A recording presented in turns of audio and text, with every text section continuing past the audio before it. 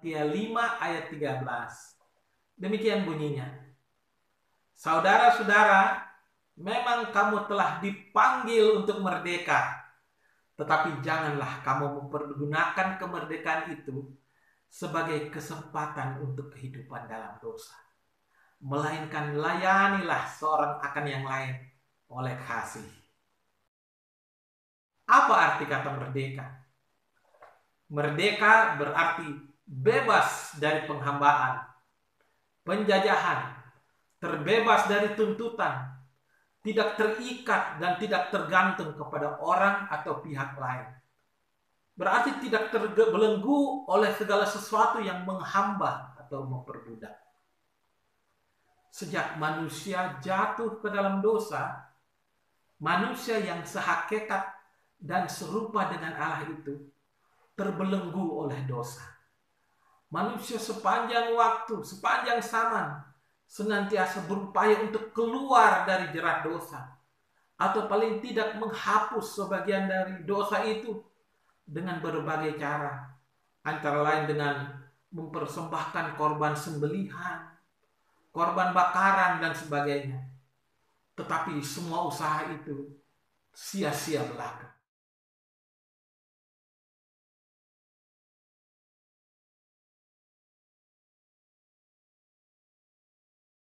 Dosa menurut Kamus Besar Bahasa Indonesia adalah perbuatan melanggar hukum Tuhan. Dosa menurut kekristenan adalah ketidaktaatan manusia dalam hubungannya dengan Tuhan yang diungkapkan melalui pemberontakan dan pelanggaran manusia.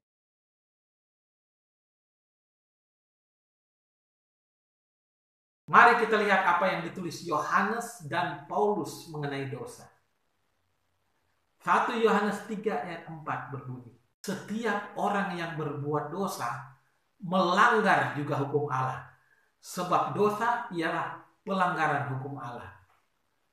Roma 8 ayat 7 berkata, sebab keinginan daging adalah perseteruan terhadap Allah, karena ia tidak takluk kepada hukum Allah. Hal ini memang tidak mungkin baginya. Jadi saudara-saudara, Paulus dengan jelas mengatakan bahwa keinginan daging tidak mungkin takluk kepada hukum Allah.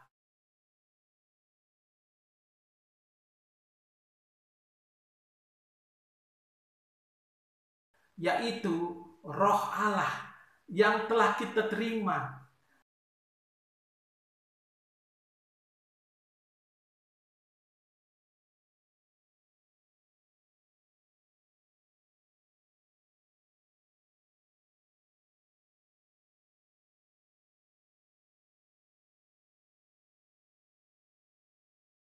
Oleh sebab itu kita harus mematikan keinginan daging dan hidup menurut kehendak roh. Dengan demikian kita menjadi orang yang telah dimerdekakan dari belenggu dosa yang berujung maut itu. Karena telah ditebus oleh Tuhan Yesus Kristus di kayu salib, dan kita kini menjadi warga kerajaan Allah. Sebagai warga negara Indonesia yang telah merdeka dan berdaulat, tentu keadaan kita berbeda dengan saat penjajahan.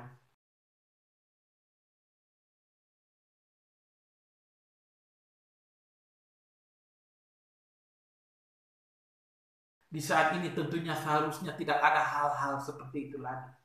Dan harus ada upaya nyata dari pemerintah untuk mewujudkan keadilan dan kemakmuran bersama. Bagaimana kenyataannya? Tentunya Bapak, Ibu, dan Saudara yang bisa menilai sendiri. Begitu pula sebagai warga kerajaan Allah, saudara, atau pengikut Kristus, kita dituntut memiliki kehidupan yang berbeda dari orang-orang di luar Tuhan.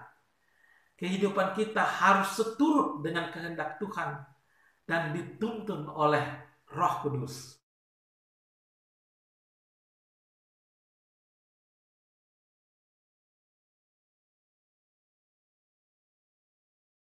Marilah Bapak, Ibu, Saudara-saudara sekalian sebagai warga kerajaan Allah, kita hidup seturut dengan firman Tuhan, berlaku adil, dan saling mengasihi satu dengan yang lain, serta senantiasa mendengar suara Tuhan, taat pada perintahnya,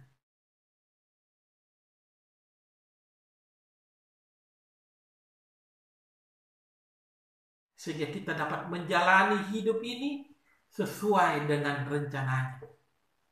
Kiranya Tuhan Yesus Kristus menolong kita semua.